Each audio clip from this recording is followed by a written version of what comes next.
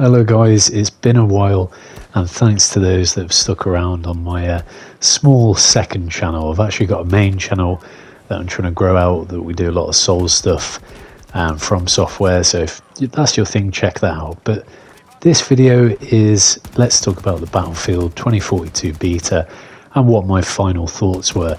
I mean, number one, I'm totally out of practice and struggled to get together any sort of highlights clips, but we managed to have some fun here and there.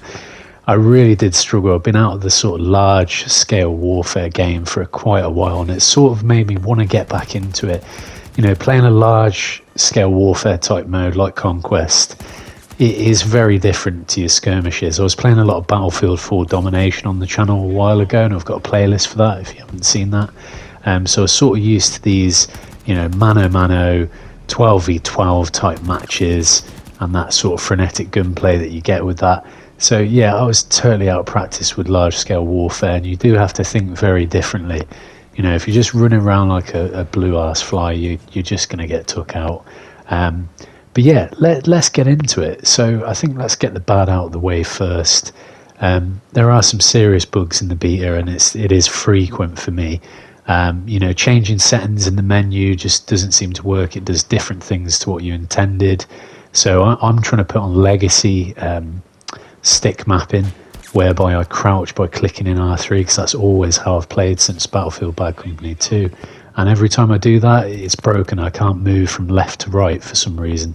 So I can't swing my gun from left to right.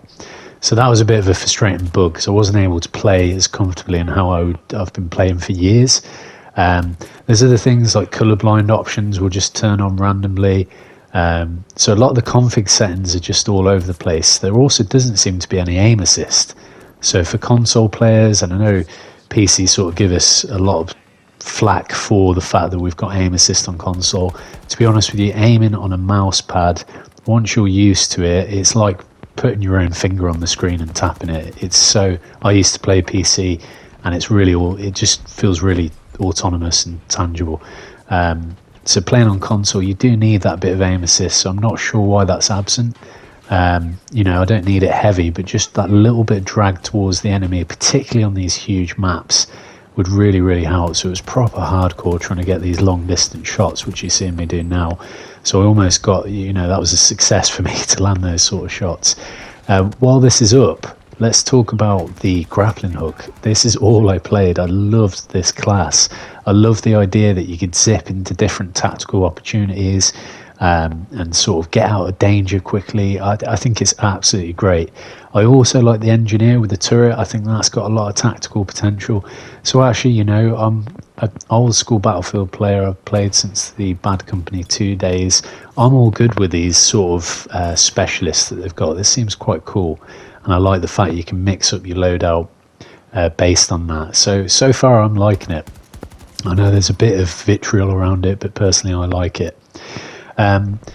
Graphics, gunplay, like I said, there are a lot of bugs in the beta. You get this crazy flashing sometimes, like somebody's flashing a strobe torch in your face. You'll get sort of various visual bugs, but overall it's crisp. It's really crisp. It's one of the, resolution wise, it's one of the crispest shooters I've ever seen, particularly to run 128 people on the map. It is crazy crisp from a resolution perspective. It does look like a beta. It's a little bit rough around the edges here and there, but resolution wise it looks great. And I think, you know, obviously I don't do a frame rate test. I play on console, so I haven't got that software, but it feels pretty 60ish. There are drops, there's definitely drops, but yeah, it certainly feels like a next gen shooter experience. That's the way I sort of thought when I was playing it. This does feel next gen. This does feel different to Battlefield on PS4. Guns feel good. They sort of feel a little bit samey, if I'm honest, from what I've seen on the beta.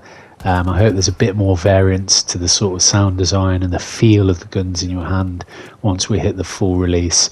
But yeah, let's just say this. Despite all the bugs, despite the flaws, there's something about it. I want it. I'm going to get this game. And I'm going to bring it to the channel. I'm excited about the opportunities with Portal, which I won't go into now, but I've got some ideas about bringing content to the channel using Portal, the Battlefield Portal mode, so look into that if you haven't seen it. And I think that's a wrap, guys. That's my thoughts on the beta. It's rough around the edges, there's some bugs that definitely need ironing out, but I'm in. Thanks for watching.